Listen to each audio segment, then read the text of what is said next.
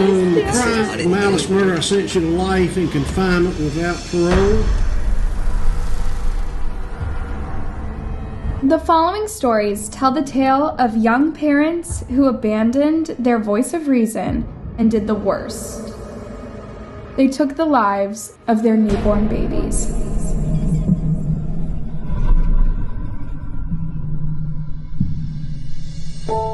This story begins in the small town of Carlisle, Ohio. Brooke Skyler Richardson was your average high school girl. She had a lot of friends, was a cheerleader, and was present at all sports events in town. Skyler Richardson, by all accounts, was a good student. She was well liked at Carlisle High School. She was a cheerleader. But Skyler had some issues that she didn't want to talk about with anyone. She had some issues. She had been sexually abused by a boy that she was interested in when she was in junior high, and she had been diagnosed by a psychologist with dependent personality disorder, meaning she craves approval and attention from authority figures. Skyler's issues were not made any better by her mom. When Skyler developed an eating disorder, her mom would encourage it. It almost seemed like Kim Richardson was living vicariously through her daughter. Kim Richardson was telling her daughter, she was kind of jealous of her being at the gym and being able to work out, and she was also cheering her on to lose weight despite having an eating disorder. In April 2017, Kim booked Skyler a visit at her OBGYN in order to get contraceptives. But Skyler would find out something that shook her to the core. She was 8 months pregnant. Somehow, her belly had barely even grown. It's likely Skyler suspected something but told no one. After all, 8 months without a period is a really long time. Imagine the shock of that news. For an 18-year-old girl who was obsessed with her body, even worse, the baby's father, Trey Johnson, was another high school boy Skyler had a fling with the previous summer. Skyler simply panicked in the doctor's room. She said that she was not prepared to deliver a baby. She could not have a baby. But Skyler decided to take her secret to the grave. To the baby's grave. Her mother believed if she ever had a child at this point in her life that it would ruin her life. She wouldn't be able to go to college. She wouldn't get a job. 8 months pregnant, Skyler put on a dress and went to prom. Neither her family nor her friends knew about her secret. She's fully aware that she's pregnant. She knows that this life is growing within her, but yet she's got to keep this secret. She's got to keep it hidden from her mom, her dad, all of her friends. In July 2017, Skyler visited her OBGYN again, asking for contraceptive pills. The obvious question was, where's the baby? Skyler's very strange reaction got her arrested that very same day. Apparently, Skyler had her baby in the bathroom of her home, with her parents downstairs, unaware. When her baby girl was born, she was lifeless. So, Skyler dug a hole in her backyard and buried her newborn there. I had the baby and I didn't. Okay, hold on a second. When you say you had the baby, where were you? I was in my bathroom. It just came out when I pushed and it wasn't breathing. It didn't make any noises. The police did believe that Skyler's baby girl, who she named Annabelle, was born without a heartbeat. But they did not agree with her burying her newborn baby. What if she could have been saved? Couldn't she have called 911? Her desire to keep it all a secret got the better of her. This was not well thought out. This was a kind of a hurried, frenzied event where the remains were disposed of in a very shallow location, to mention a deceased person that she's just given birth to. So that makes this all the more ominous. And even creepier, it seems that Skyler's obsession with staying slim and masking the baby from everyone else is what caused her baby's death.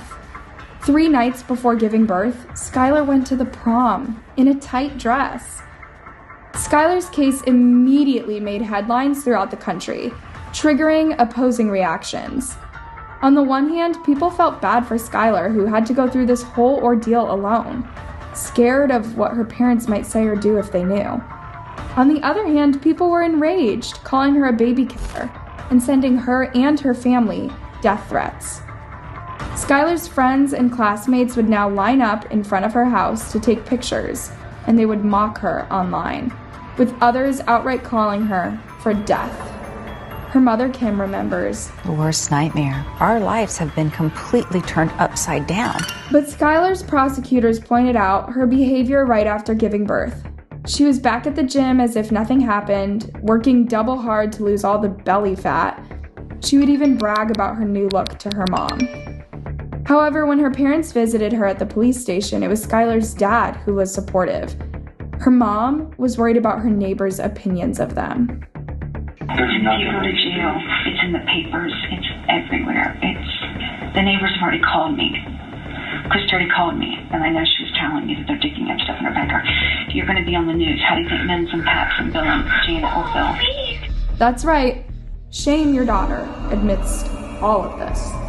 A few days later, a forensics examiner said there might be signs of burning on Annabelle's body. When the police asked Skyler if she cremated Annabelle, at first she swore she didn't. But the police kept asking questions, and she gave in.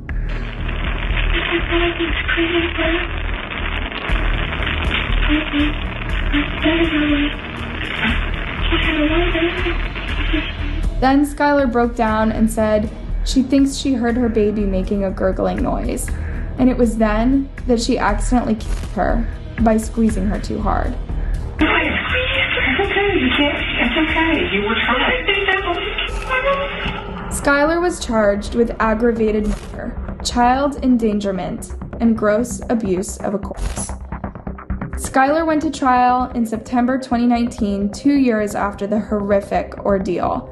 By then, the forensic pathologist said that cremation signs were too tiny to count for anything. Skyler had not killed her newborn intentionally. Her defense team argued that many teens would panic in such a situation and that the prosecution sets a dangerous precedent for criminalizing pregnant people and could lead to more erroneous charges against those who have stillbirths. Finally, there was a verdict. With regard to count 1, we, the jury in the above captioned case, find the defendant, Brooke Skyler Richardson, not guilty of the offense of aggravated murder. Skyler was only convicted of gross abuse of a corpse. The judge told Skyler he sees this case as the story of 2 little girls, her and Annabelle. He sentenced her to 3 years probation. A year into her probation, Skyler was going to college and had a part-time job at the lawyer firm who defended her, the only place that would hire her.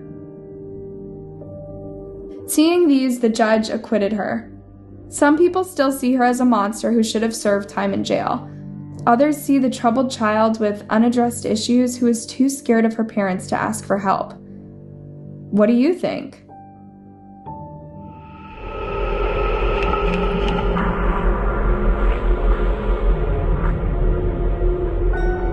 This next story takes us to Georgia and asks a difficult question.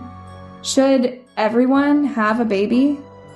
Of course, the answer is not set in stone, but Christopher McNabb and Korena Bell were 2 young substance addicts who were definitely not prepared to take care of not 1, but 2 babies. On October 7, 2017, baby Kalia was just 14 days old when she was killed in the most gruesome way and buried in the trailer park where Chris and Courtney lived.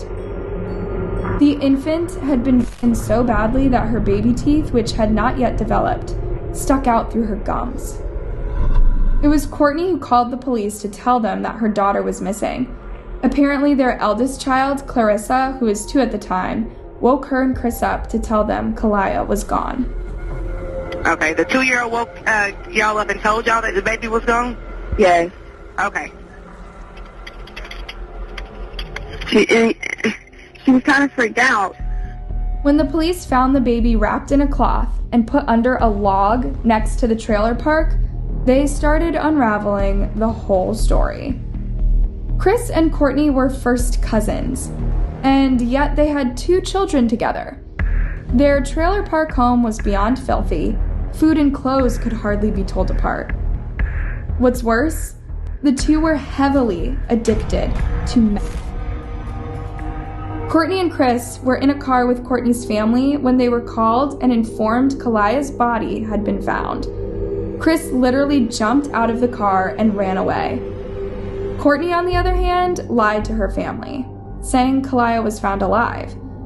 Courtney then proceeded to ask her relatives to drop her somewhere so she could get drugs. Soon, Chris was arrested and charged with 8 serious counts.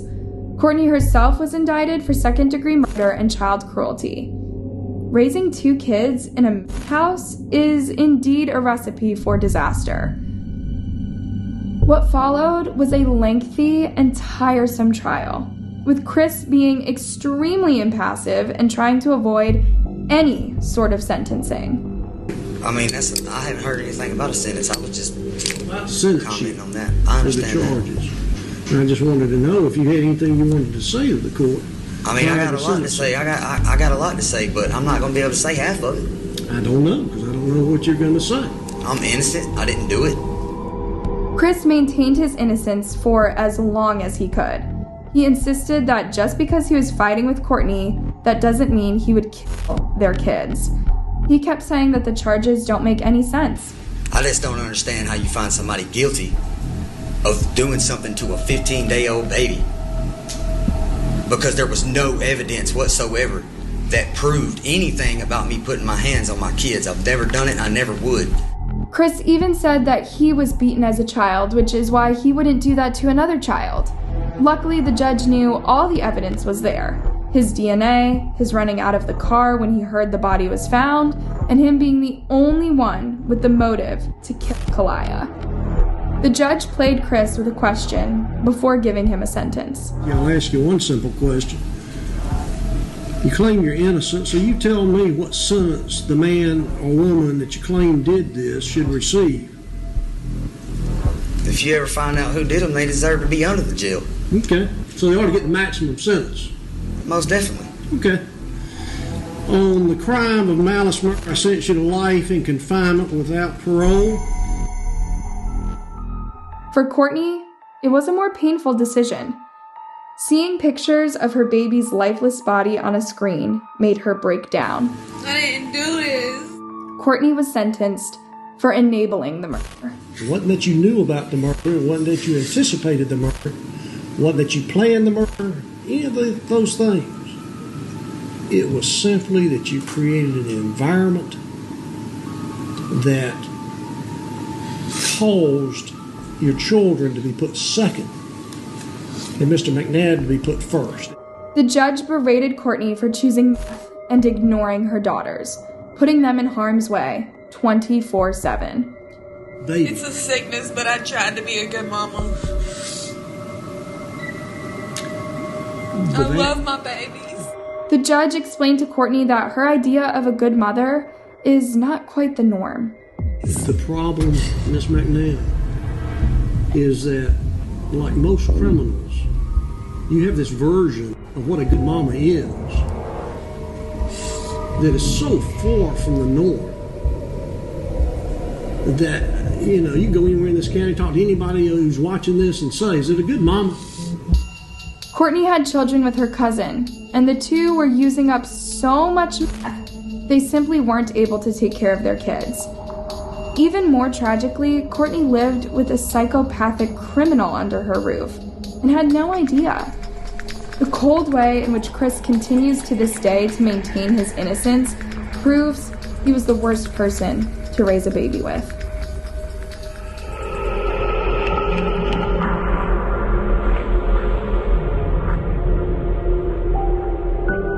Our last story takes us all the way back to July 1999, once again in Ohio.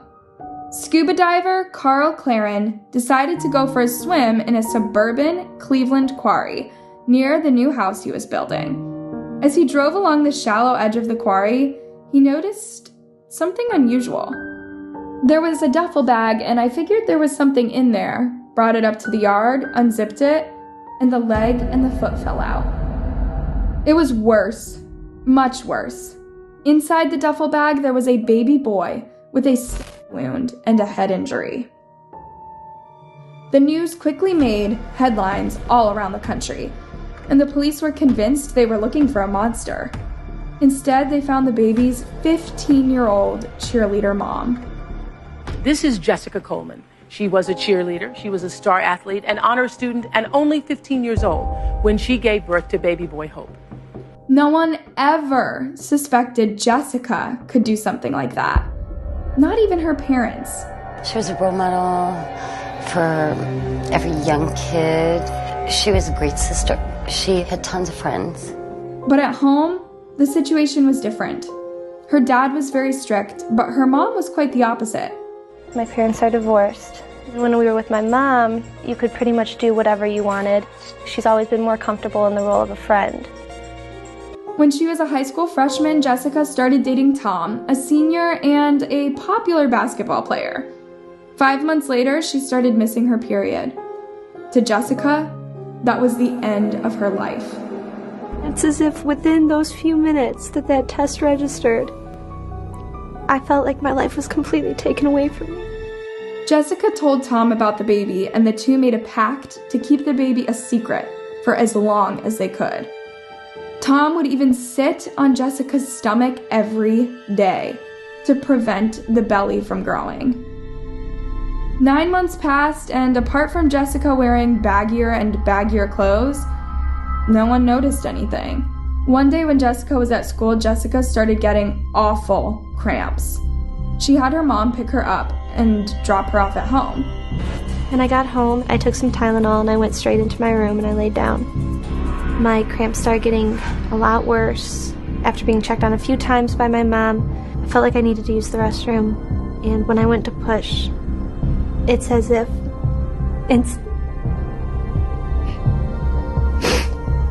he fell out in the toilet. Jessica picked her newborn baby up, but it seemed like he was already dead. He never made any noises or moved at all by himself. And by the time I had got to my room, I had fallen on top of him. After giving birth in her bathroom, Jessica blacked out from losing a lot of blood and had collapsed on top of baby Hope. She then proceeded to clean her baby compulsively, hoping that somehow that would save his life. Then she cut his umbilical cord and put a hair barrette on it, having read that a baby can bleed to death if the procedure is not done properly. Amidst all of this, Jessica's mom and sisters called her downstairs to dinner. So you had just given birth in your bedroom, and how long from the time that you gave birth and went to dinner, sat at the dinner table? I'd say maybe a half hour or so. Jessica sat at the dinner table with her family and kept pushing herself to say something. And this whole time I kept thinking, I need to say something right now. I need to get help while there's still possibly a chance to help him in any way. And I couldn't.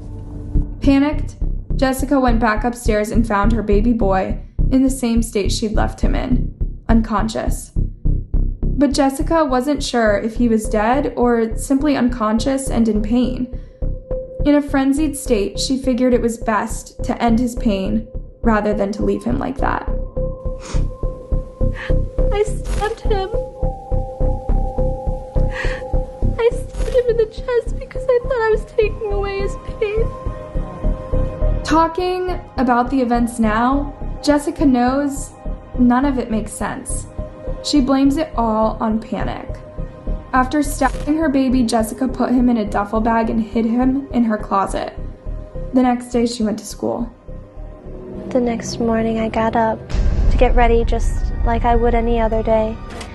And I went to the bathroom, and the afterbirth came out as I was going to the bathroom. And I remember thinking, oh my God, this cannot be happening again. Jessica cleaned up fast and hurried to school. After school, Tom came to see her at home. I had bundled him up and I put him back in my closet in a black duffel bag. It was Tom who filled the bag with rocks and threw it in the quarry. Jessica never felt any relief, only regret to this day. The baby was discovered 6 months later, but Jessica would get caught 6 years later. The police were adamant they were looking for a psychopathic male killer. Meanwhile, Jessica was abusing alcohol and narcotics to ease the pain of her own actions. It was in 2005, and Jessica and her new boyfriend Matt were chatting in a bar when she had a nervous breakdown and told him everything she had done. Someone overheard this and reported it to the sheriff. Both Jessica and Tom were brought in. Tom was sentenced to 3 years and got out after 13 months. Jessica pleaded guilty to involuntary manslaughter and child endangerment. She served 6 years in prison. Just like Skyler Richardson, Jessica made a decision that ruined her life, scared that having a baby would ruin her life. Since these cases, a new law appeared stating that any mom could leave her newborn anonymously at a hospital or police station without having to go to prison. This protects scared teenagers like Skyler or Jessica from destroying their and their babies' lives. The Moors murderer Mara Hindley has confessed tonight to her part in the death of 2 children who vanished more than 20 years ago. If you ever had that tape where the little kiddies being on the tape, there's no doubt that's what it is. I'll tell you what, it tugs at everybody's heartstrings. Murder in itself is a terrible act, but when innocent babies are the victims, it's even more deplorable. But what happens to those who commit such atrocities when they are sent to prison? In this video, we will explore the fate of baby killers in jail and reveal some shocking facts and stories that will make you question everything you know about crime and punishment.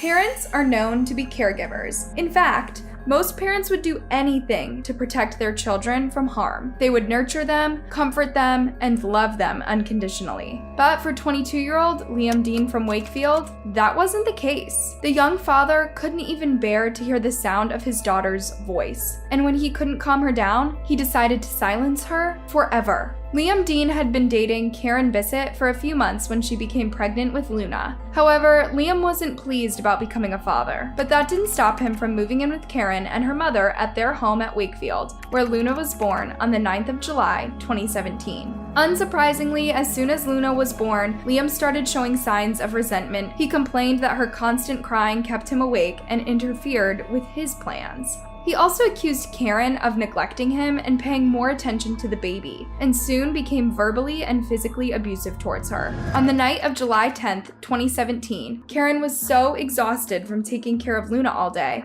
that she decided to take a nap. She left Luna in Liam's care, hoping that he would look after her and feed her when she woke up. Little did she know that her baby would not survive the night. As soon as Karen went to sleep, Luna began crying uncontrollably. This annoyed Liam so much as he desperately tried to calm her. He fed her a bottle, but when she refused to take it, he got so angry that he began to physically harm her, causing her to suffer head trauma and severe brain injuries. And as if that was not enough, he squeezed her little body and shook her violently until she was quiet and motionless. Then he put the dead child back in her crib, covering her with a blanket, and went on about life like nothing happened. He neither called for help nor even checked on her, and when Karen asked about her the next morning, he lied to her that Luna was not breathing well and had fallen out of her crib. Alarmed, Karen called for help, and when the paramedic team arrived, even they were horrified by the seriousness of Luna's injuries. They had found her with a swollen face and bruises all over her body. Immediately, they rushed her to Leeds General Infirmary, where she died in the intensive care unit, ICU, on July 14th, 2017. The paramedics didn't buy Liam's story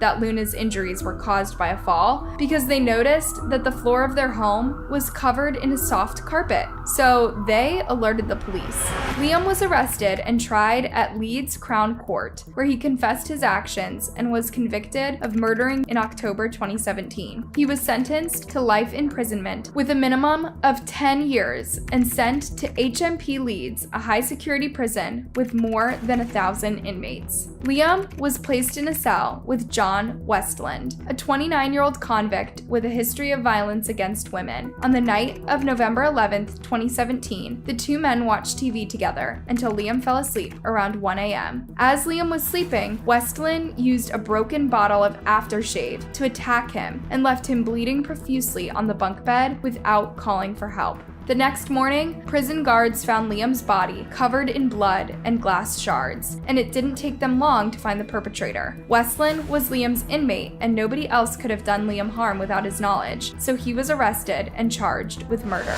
However, he denied the charge and claimed that he had acted in self-defense because Liam attacked him first. But he soon changed his story and said that he hated Liam for killing his baby. He stated that he had acted because he was constantly harassed and threatened by other prisoners for his crime. He also claimed that Liam owed money to some other inmates as they had been smoking the synthetic drug Spice together. But the jury did not believe Westland's claims and found him guilty after a week-long trial at Leeds Crown Court. Judge Rodney Jameson sentenced him to life imprisonment with a minimum term of 19 years, stating that he had committed a brutal and unprovoked murder and showed no remorse or empathy for his victim, who had admitted his guilt and was trying to come to terms with his crime.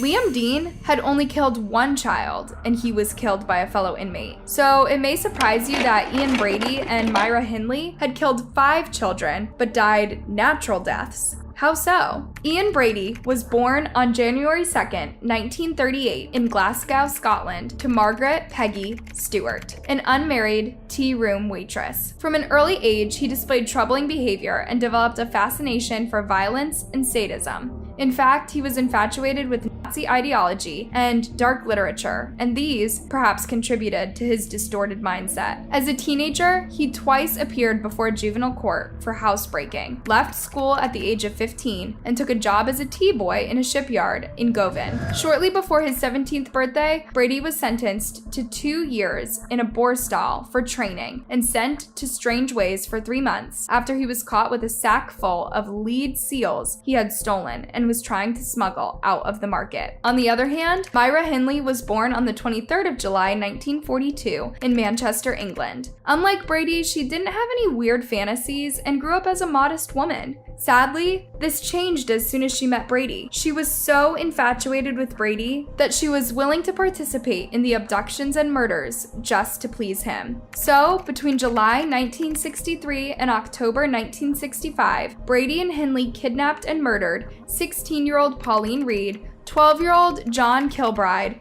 12-year-old Keith Bennett, and 10-year-old Leslie Ann Downey, and 17-year-old Edward Evans, making a total of 5 minors, of whom at least 4 were SA'd.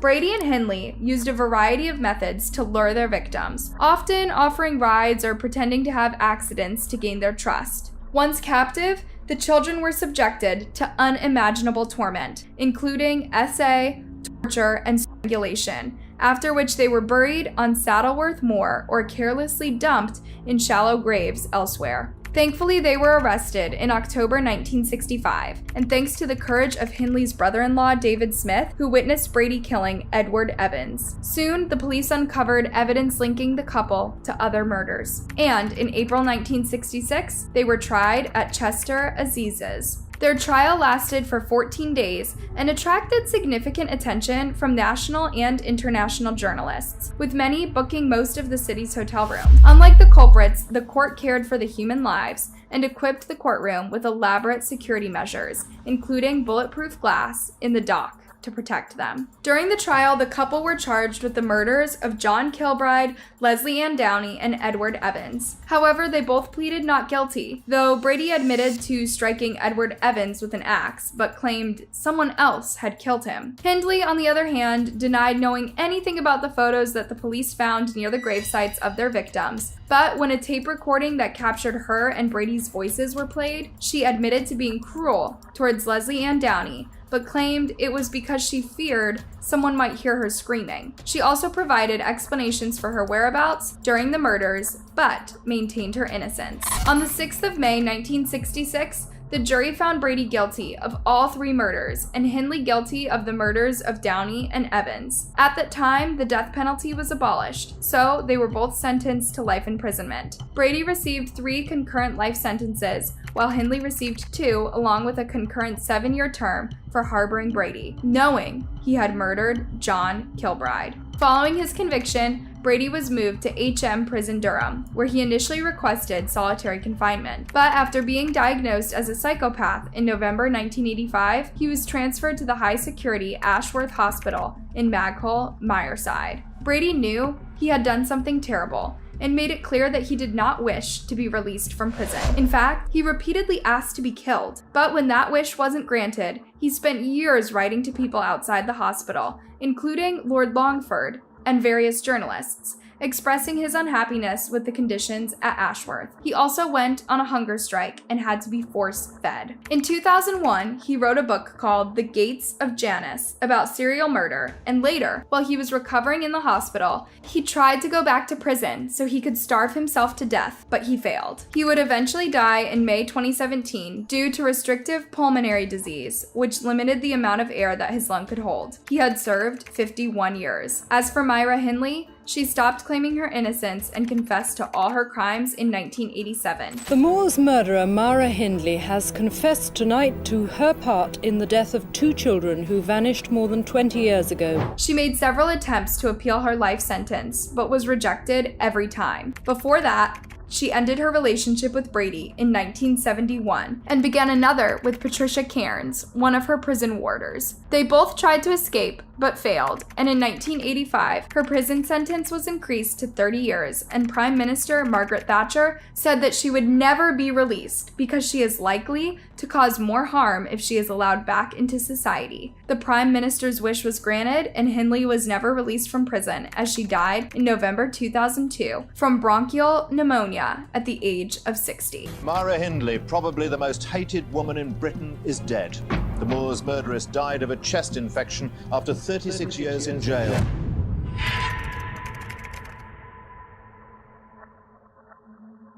On September 22, 2020, 28-year-old Savannah Brockhill was convicted of murdering 16-month-old Star Hobson in Kiteley, West Yorkshire. Brockhill was an amateur boxer and security guard and had a violent and controlling personality, and often abused both Star and her mother, Frankie Smith, who was 20 years old at the time of the murder. Brockhill and Smith had a turbulent relationship that lasted for about 10 months, during which they frequently argued and assaulted each other. Guys and girls need to remember the fact that Frankie is with me. She keeps getting a lot of message requests and friends requests she's not going to accept, especially tramps like yous. And if you want to keep your kneecaps, I suggest you stop sending her them. She's with the #1 psycho.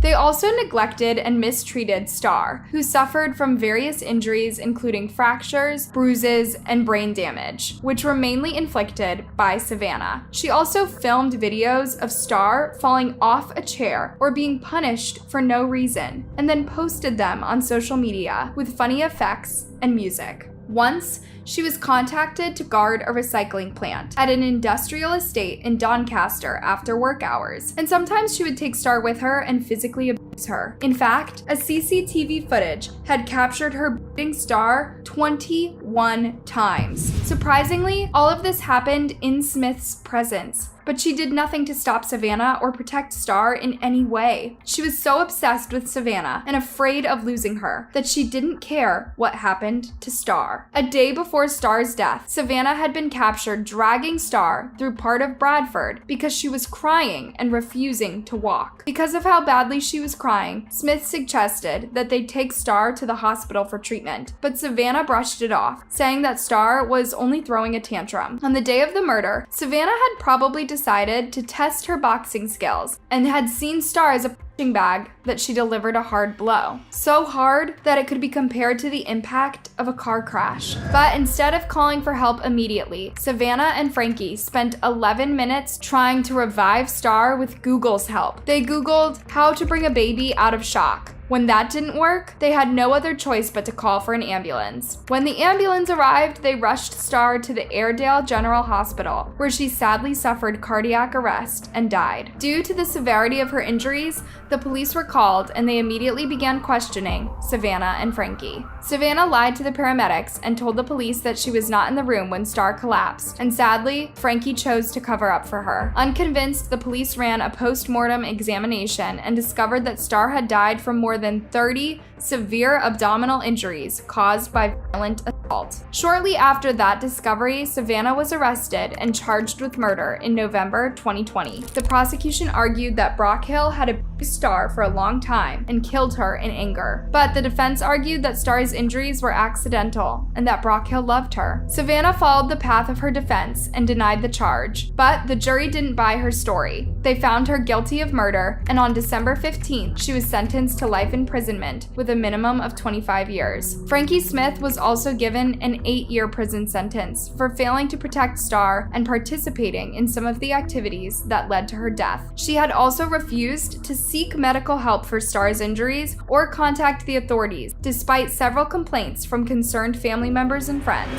However, her prison sentence was later reduced to make up for all the guilt of participating in her child's death that she now has to live with. One would expect Savannah to feel remorse for her actions, but according to the documentary by Channel 5, she casually strolls around prison with a wide grin on her face. Even so, she is isolated from other inmates and has to walk around with 4 or 5 prison officers for her own safety, as she is despised by most of the inmates. Later on, it was revealed that Star's death may have been prevented if her nanny, granddad, and auntie had not been banned from seeing her. This happened after they reported the Star abuse to social services, and they were labeled malicious by Frankie and Savannah, who eventually banned them from seeing Star.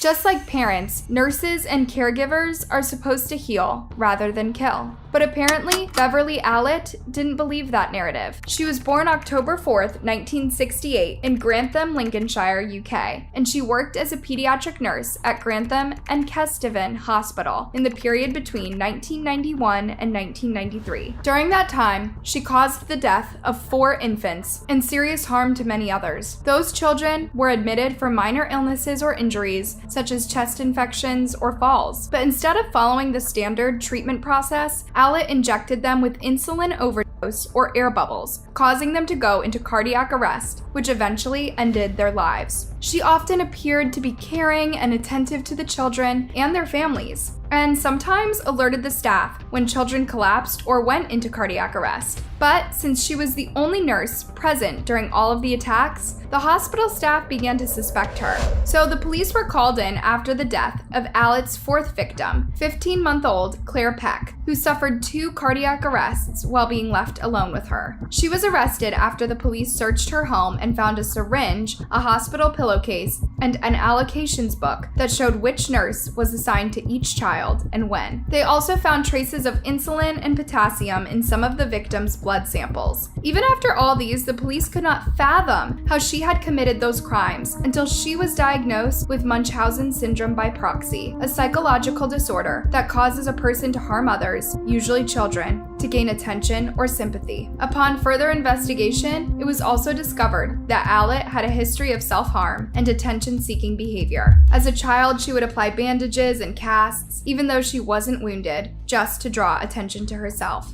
She was also abusive and hostile to other children, especially those that talked about her body weight. After being arrested and charged with 4 counts of murder, 11 counts of attempted murder, and 11 counts of causing grievous bodily harm, she pleaded not guilty to all charges and claimed that she had no memory of the events. In response, the prosecution argued that Allitt was a cold-blooded killer, while the defense raised a counter-argument that Allitt was mentally ill and suffered from FDIA, borderline personality disorder, and psychopathic personality disorder. They presented evidence that Allitt had been used as a child and had attempted to end her life on several occasions, and also hinted that Allitt may have been influenced by another nurse who had worked at the same hospital and had been accused of killing a patient. Despite these arguments, the jury found Allitt guilty, and she was sentenced to 13 life sentences, with a minimum term of 30 years to be served at Rampton Secure Hospital in Nottinghamshire, where she receives treatment for her mental disorders. During her stay there, she has been diagnosed with type 1 diabetes, which some believe is a result of her injecting herself with insulin during her crimes. She has also gained a lot of weight and suffered several strokes. Interestingly, she became eligible for parole in November 2021 after serving 20 years of her sentence, but it's highly unlikely that she will ever be released from prison. Allitt's case has attracted a lot of media attention and has been the subject of several documentaries, books, and articles, such as the Beverley Allitt Tapes 2020, a 3-part series on Sky Crime that features private police interviews with Allitt, Angel of Death.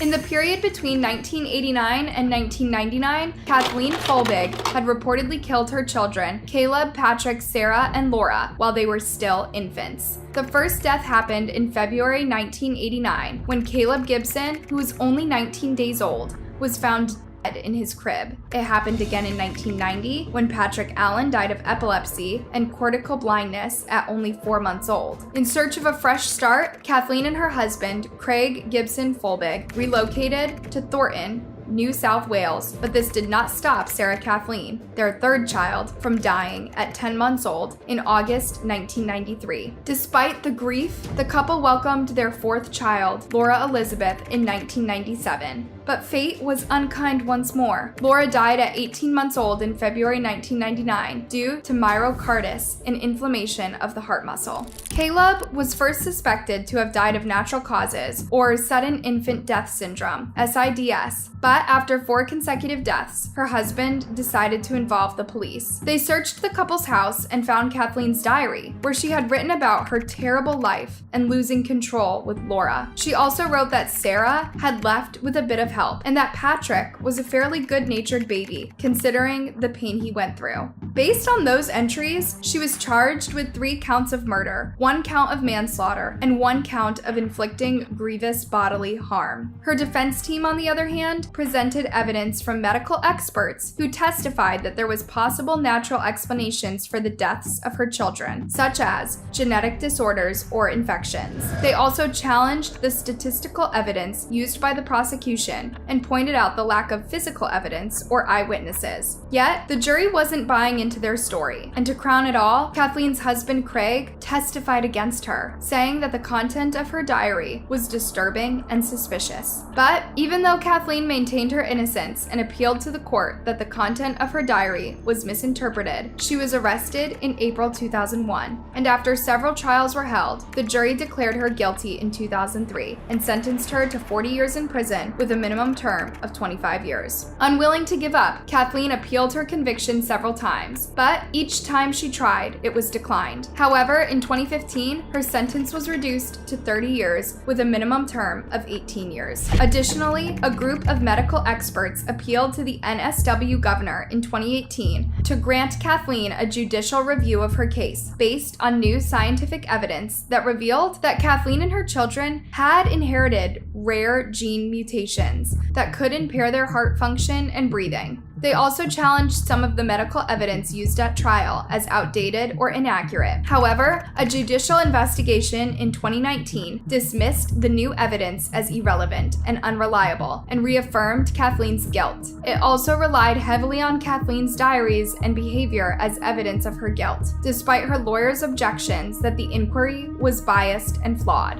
In 2021, another group of medical experts, including 2 Nobel laureates, wrote an open letter to the NSW governor advising him to pardon Kathleen based on the genetic evidence. They argued that the gene mutations found in Kathleen and her children were very rare and could cause sudden deaths in infants, and said that the prosecution's claim that 4 natural deaths in one family was impossible was a baseless fact, as it is not backed by any scientific research. Finally, In 2023, a new investigation was conducted by retired Judge Tom Bathurst, who reviewed the genetic evidence and the previous inquiry's findings. He concluded that there was reasonable doubt over Kathleen's guilt and that the genetic evidence was persuasive and consistent. He also recommended that Kathleen be pardoned and released from prison. As a result, on the 7th of June 2023, the NSW Attorney General announced that he had granted Kathleen an unconditional pardon and ordered her immediate release. He said that he had accepted the fresh inquiry's findings and that he believed it was in the interest of justice to pardon Kathleen. He also expressed his regret for the pain and suffering that Kathleen had endured. Kathleen walked out of prison on the same day after spending 20 years behind bars. She was welcomed by her friends and supporters who had campaigned for her freedom. She said she was extremely grateful for the pardon and that she hoped to rebuild her life. She also said that she hoped that her case would raise awareness for the need for better scientific evidence in criminal cases. Unfortunately, Kathleen's pardon does not mean that she is innocent or free of all charges, as she still has to clear her name at court and get compensation for the time she spent behind bars. She also has to go through therapy, as she may struggle to blend in with members of society due to the injustice she suffered and the stigma she might face as an ex-convict.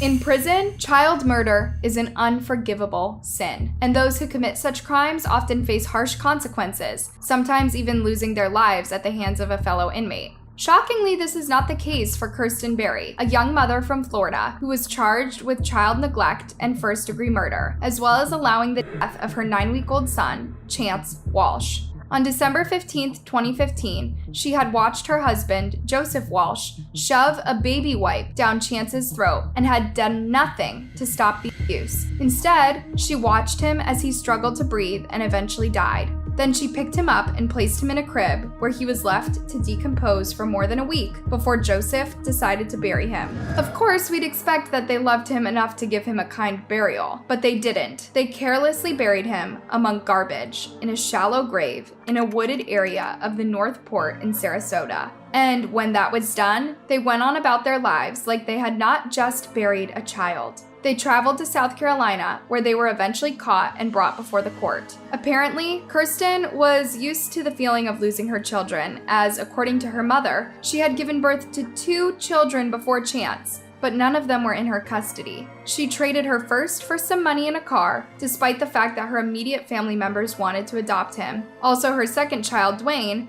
had died from natural causes when he was only 2 weeks old. Kirsten was sentenced to 25 years in prison for her involvement in the crime. Despite her terrible act, the jury had felt sorry for her and offered her a plea deal, which she accepted without hesitation. As part of the plea deal, they asked her to testify against her ex-husband Joseph in exchange for a shorter jail term. Sadly, Kirsten was too blinded by love to betray Joseph, whom she had once shared happy memories with. So she decided to withdraw herself from the case, and the only way she knew to do that was to take her own life. In preparation for the trial, where she would testify against her husband, Kirsten was kept in the Sarasota County Jail, where she ended her life. Shortly after, she was found by a prison guard, but it was already too late for her. The police had tried all they could to resuscitate her, but none of it worked, and she was pronounced dead on the spot. With Kirsten dead, Joseph had it easy in the courtroom, as his initial charge of second-degree murder and aggravated child abuse was ruled inadmissible by the court. He was sentenced to 45 years in prison, even though many people were pushing for him to get a life sentence.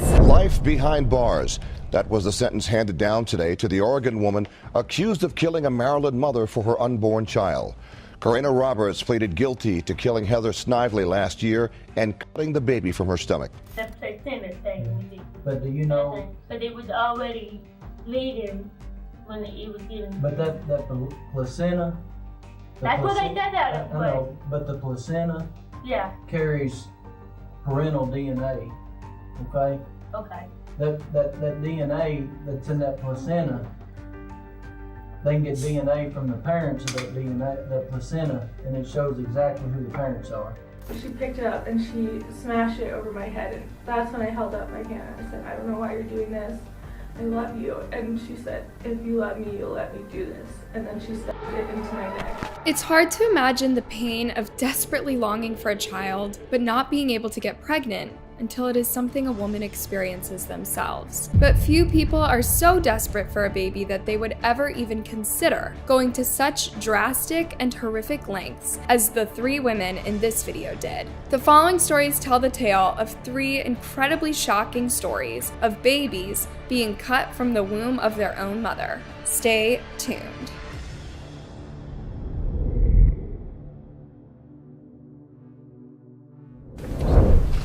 Held without bail under suicide watch at the Washington County Jail, 27-year-old Korena Roberts makes her first court appearance.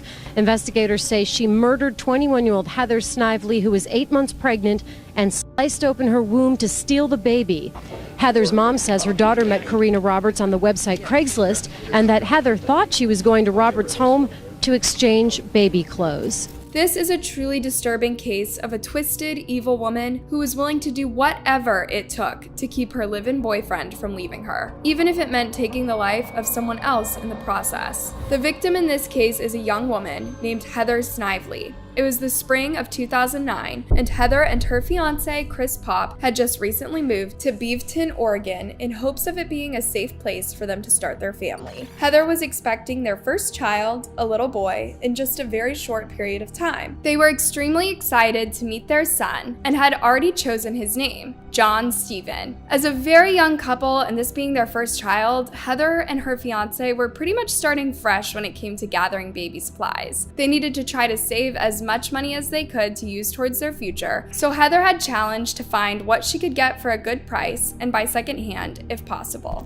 Heather would often check online to see if anyone was selling baby clothes they no longer needed. One of the sites that she frequented was Craigslist. Through that website, she met a lot of other soon-to-be moms and other moms who were done having children and had clothing and other supplies to sell or give away. While most of these women were truly kind and giving people, one of the mothers that Heather met and ended up connecting with was not. This woman was named Korena Roberts. Korena was 27 years old and already had 2 young children of her own. Korena had been seeing someone new, and they had been together for 5 years. Throughout that time, Korena had been pregnant once but ended up miscarrying, and since then, she had not been able to get pregnant again. Korena knew that this current partner of hers wanted children of his own, and she was afraid that if she couldn't give that to him, then he may leave her. This made her incredibly desperate to come up with a child to give him no matter what it took. So Korena came up with an insanely evil and disturbing plan. To any normal person, it would sound absolutely unhinged, and yet Korena truly thought she could pull it off.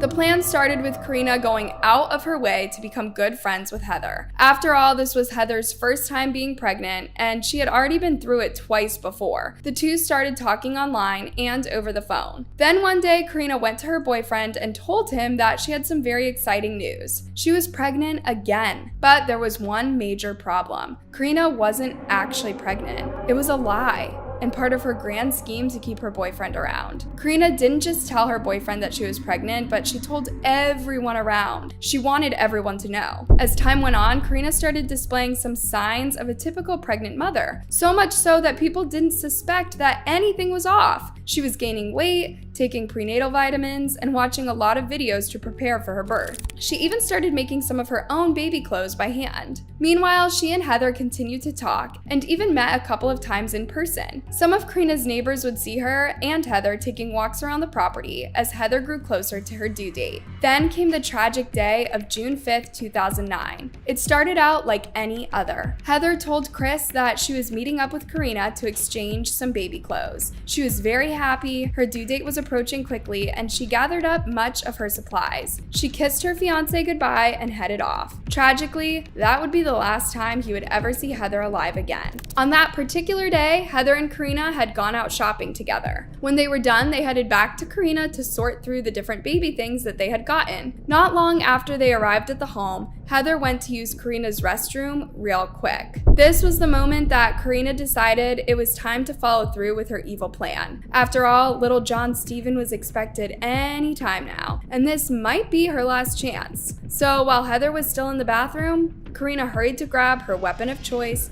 an extendable metal baton. Korena then burst into the bathroom and ambushed Heather, striking her over and over again with the baton. She hit her as hard as she could in the head 15 13 times. But Heather was determined not to go down without a fight. She was going to do her best and defend herself and her baby. So she and Korena began to struggle until eventually Korena was able to overtake her and knock her unconscious. Once Heather was out cold, Korena moved on to the next step of her plan, which was to steal Heather's baby right out of her womb. She used a razor blade to cut open Heather's stomach and pull the baby out. But much to her disappointment, little John Stephen was stillborn. Meanwhile, Heather had suffered an extreme amount of blood loss and ended up passing away. As fast as she could, she wrapped up Heather's body in a rug and hid it in a crawl space where she hoped her boyfriend would not find it. Then she took the baby in her arms and called her boyfriend to tell him that she had just given birth. Neighbor Terry King says Roberts had been telling everyone she was pregnant, even her live-in boyfriend. And his wife had apparently called his work and told him, or had a message relayed to him that she had just delivered a baby at home. And so then he rushed home from work.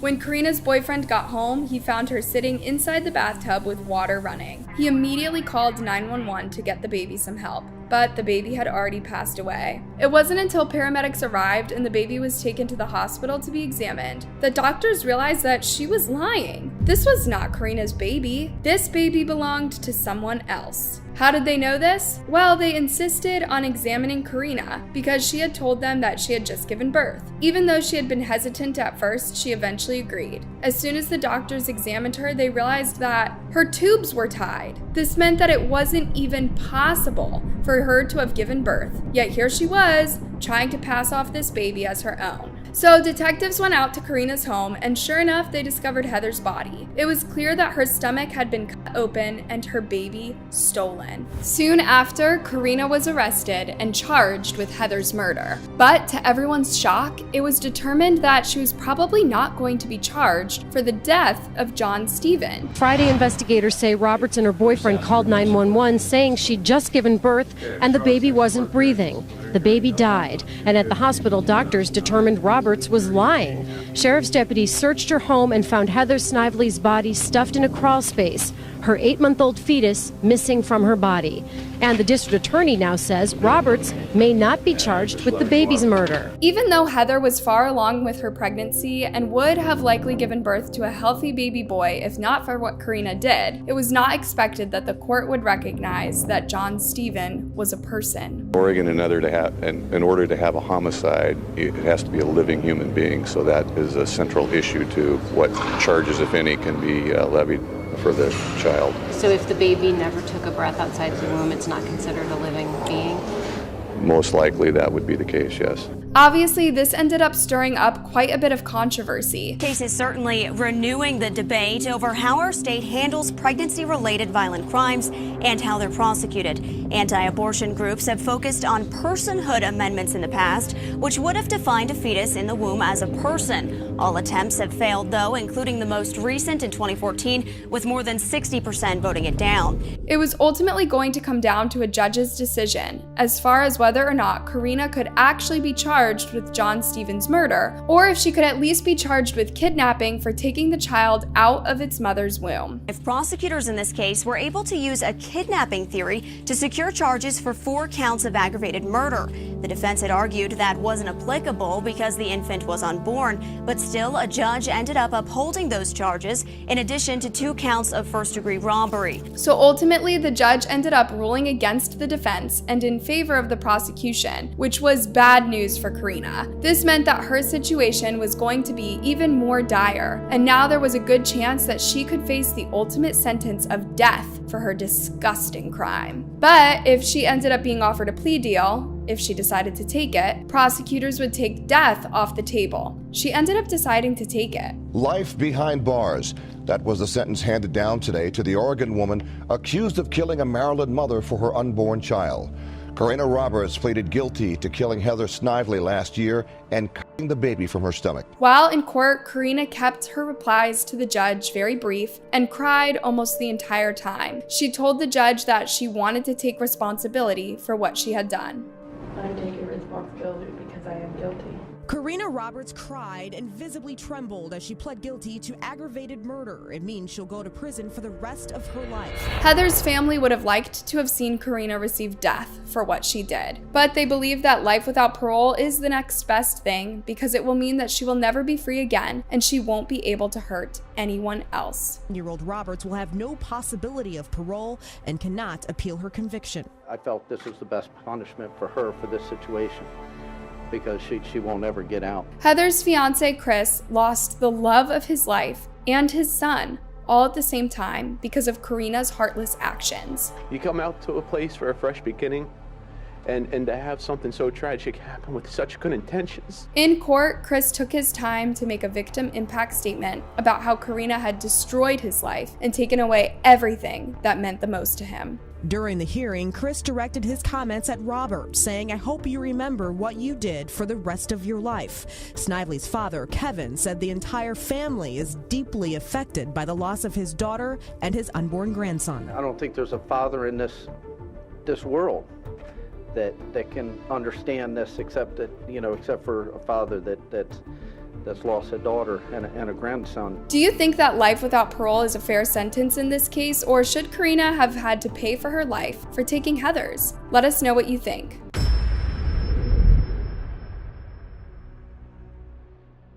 In March of 2015, 26-year-old Michelle Wilkins of Boulder, Colorado was on cloud nine. She was 7 months pregnant with a baby girl whom she had already named Aurora. Michelle could hardly wait to meet her firstborn. Her and her partner had moved to the Boulder area to be closer to family as they prepared to welcome their firstborn. Their loved ones had showered them in gifts to help them get ready. Michelle was making sure that they would have all the baby supplies that they would need. As her due date grew closer, Michelle was looking for a few last-minute items and came across an advertisement on Craigslist posted by a woman who was giving away some maternity clothes and baby girl items. The listing was posted by a former nurse's aide named Dynel Lane. Dynel had been telling everyone, including her partner, that she was pregnant, but it was all an elaborate lie and part of a sick, twisted plan. Dynel gained Michelle's trust and befriended and then lured her to her home by promising her some items that she could use for her little girl. Michelle came to Dynel's house and walked with her down to the basement where the baby stuff supposedly was. But in an act of cruel betrayal, Dynel ended up attacking her using a glass bottle. I picked her up and she smashed it over my head, and that's when I held up my hand. I said, "I don't know why you're doing this. I love you." And she said, "If you love me, you'll let me do this." And then she stabbed it into my neck. This was someone that Michelle trusted, and now she was trying to kill her. She barely had any time to process what was going on. Okay. And did you feel pain? I did. But there was so much adrenaline also, I think. Okay. And when she hit you over the head with the bottle, did you feel pain? Yes. Okay. Despite the already extensive wounds she sustained, the only thing that Michelle could focus on was her baby. She knew that she had to keep fighting so that she could save herself and baby Aurora. I just thought of her and I felt like I wanted to survive also for her. And so I fought back harder, and I remember she got up. She was straddling me before, and she went further up and actually pinned down my arms with her knees. But Dynel continued to beat her until Michelle eventually fell unconscious. Michelle eventually woke up, confused and in excruciating pain. She was covered in blood and having a hard time remembering the details of what happened. And I tried to move, and I just felt this really intense pain in my stomach. And I looked down and,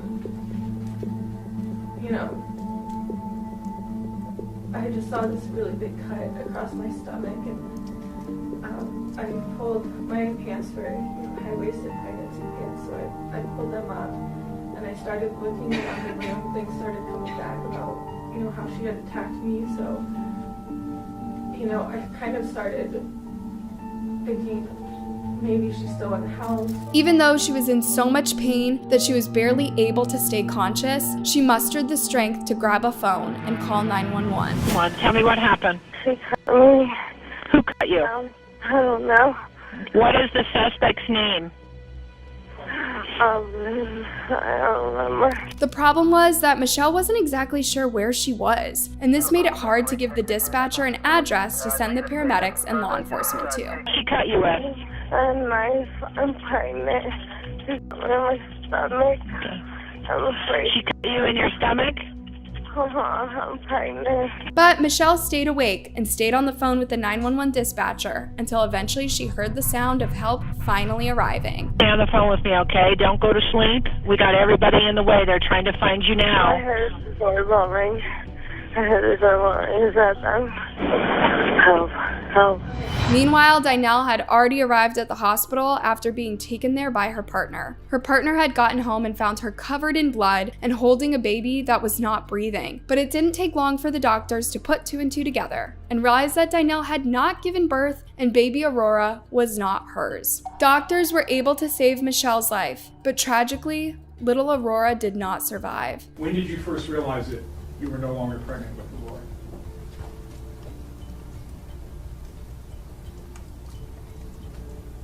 It was not until the next day in the hospital when I woke up. And someone told you what had happened to Aurora? Do you remember? I think I realized.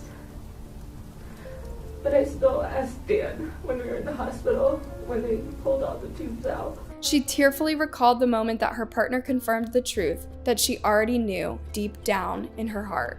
He said that she didn't make it. The nurses brought Michelle's baby Aurora so that she could hold her and have a chance to say goodbye. It was the moment Michelle had been dreaming of when she would finally get to hold her daughter for the first time. But it was nothing at all like she had imagined because she knew this would be both the first and last time she would get to do this. I sang to her, I read to her, and it was really bittersweet. Dynel was arrested and hit with a slew of charges, including first-degree murder, assault, and unlawful termination of a pregnancy. Everything that happened on March 18th was an intentional, purposeful act on the part of the defendant to get a baby. As detectives looked further into the case, they discovered the great lengths that Dynel had gone to in order to try to convince everyone she was pregnant and pull off this elaborate lie. She had apparently putting on weight to look pregnant. There had been a baby shower for her held by some of her friends and family.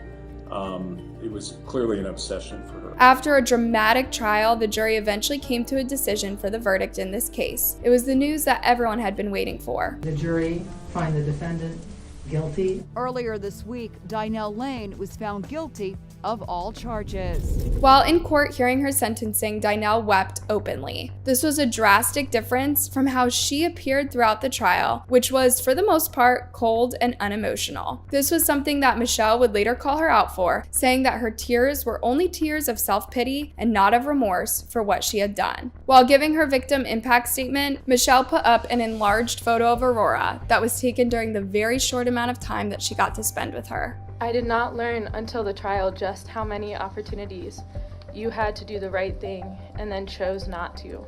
You embraced your narcissistic fantasy to fulfill the lie you created, and it was more important than my right to live and Aurora's right to live.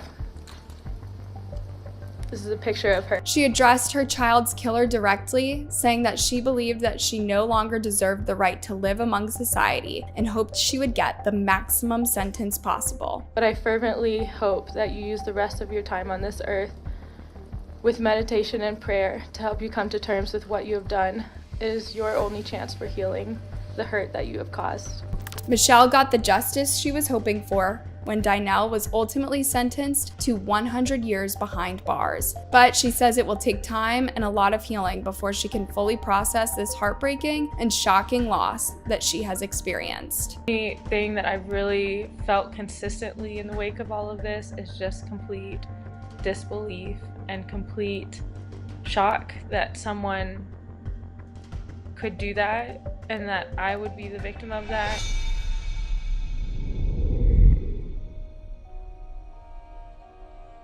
Stun gun, a drywall knife, and zip ties. That's what police say a Kentucky woman used to murder a pregnant woman and kidnap her unborn baby. And those were just a few of the new details that emerged from the suspect's first court appearance. This is the heartbreaking case of 21-year-old Jamie Stice, who was robbed of both her life and the chance to ever experience the joy of becoming a mom, something she dreamed of. This was taken from her by a truly sadistic woman named Kathy Coy. 33-year-old Kathy Coy is accused of murdering 21-year-old Jamie Stice and cutting Stice's unborn child out of her womb. At a probable cause hearing in Warren County earlier today, a detective described exactly what he says Coy did before, during, and after that murder. Kathy met Jamie through Facebook and pretended to be her friend, all while planning to kill her and steal her unborn child. Kathy lied and told Jamie, and even her own family, that she was pregnant. She then lured Jamie out to her house by telling her that they could go baby supplies shopping together. That's when she ambushed and killed the young mom-to-be. The gory details of what happened were discussed in court for all to hear. In front of a packed courtroom, Kathy Coy came before a judge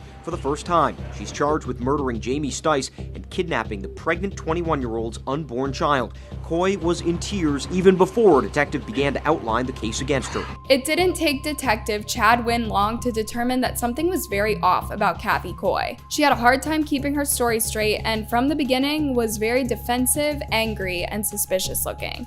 She had a miscarriage and then she pretended she was pregnant and led her whole family to believe she was pregnant. Detective Chad Wynn says while Coy pretended to be pregnant, she befriended Stice. Then, last Wednesday, he says Coy showed up at a friend's house claiming she had just given birth. When Jamie came over to Kathy's house, Kathy used a stun on her to overtake her. She completely brutalized Jamie's body in the process of stealing her baby from her womb. Police say Coy used a stun gun on Stice and also bound her arms with zip ties. While Wynn described the scene to a judge, the victim's family members were overcome with emotion. A friend of Kathy's had called 911 when she showed up carrying a newborn baby that she claimed she had just given birth to. But it was immediately clear that something was very wrong. Kathy had not just taken the victim's baby, but she had removed her uterus and some of the organs as well in the process. But do you know? But it was already bleeding when it was given. But that placenta. That's what I said out of. I know, but the placenta. Yeah. Carries parental DNA. Okay. Okay. That DNA that's in that placenta. They can get DNA from the parents of that placenta, and it shows exactly who the parents are. It didn't take long after Kathy got to the hospital and was examined that doctors realized she had not given birth, and this was not her baby. She advised that Miss Coy had no pants on, and she was sitting on the placenta and the female organs and holding the baby in her hands. Police say Coy and the baby boy were taken to the hospital, but the doctors called police to report the birth as suspicious. All of her female organs were still in her, so therefore there's no way that this could be her baby. So whose baby was it? That was what Detective Wynn had to find out. It only took him a quick Facebook search to find what he had been looking for. Police then accessed Coy's Facebook account and discovered two of her friends were pregnant. One of them was Stice. When Kathy realized that nobody was going to buy her lie about giving birth to a baby herself, she changed up her story and said that she bought the newborn for $550. I then asked Miss Coy if that baby was Jamie Stice's. I asked her directly. What was her response? She says, I don't know. At that time, I was very alarmed by this. Wynn says Coy angrily denied any wrongdoing, but eventually led police to Stice's body, which was found in a wooded area. Kathy was arrested and charged with Jamie's murder. It was later revealed that she actually tried to get her own child to help her commit this unthinkable crime. It's just heartbreaking to all of us.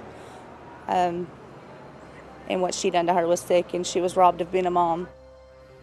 That state police detective also testified that before the murder, Coy told her daughter that she was going to kidnap a child and also asked her teenage son to help her commit a murder. Her son advised that she asked him, would you help me commit a crime? And he said, what kind of crime? And she first said theft. And he said, no, but I wouldn't tell on him. She then asked him if he would help her commit murder. It wasn't until Kathy's teenage son refused to help her commit the murder that she laughed it off and said she had only been joking. Kathy had 2 healthy children of her own from previous relationships, but seemed obsessed with the idea of convincing everyone that she was pregnant again. She even used a fake sonogram picture to further convince people close to her lies, and kept this whole plan going for months before the murder. Mental illness was the best excuse that Kathy's defense team could come up with. She ended up taking a plea deal, which would keep her from being sentenced to death. She did, however, get sentenced to life in prison with no possibility of parole. The victims' loved ones were actually pleased with this sentence because they felt that the death penalty would be too merciful, considering what Kathy did to Jamie. Now, because of the sentence that she received, she will have the whole rest of her life behind bars to think about what she did. Probably the biggest shock out of this entire case is that the baby Kathy stole ended up surviving against all odds. His name is Isaiah. He is healthy and will be raised by his father and other extended family members. They are determined to give this little boy the life he deserves and the life that his mother would have wanted him to have. Which one of these cases do you find the most shocking? Do you think these killers got what they deserved? Let us know in the comments. Thanks for watching, and don't forget to subscribe.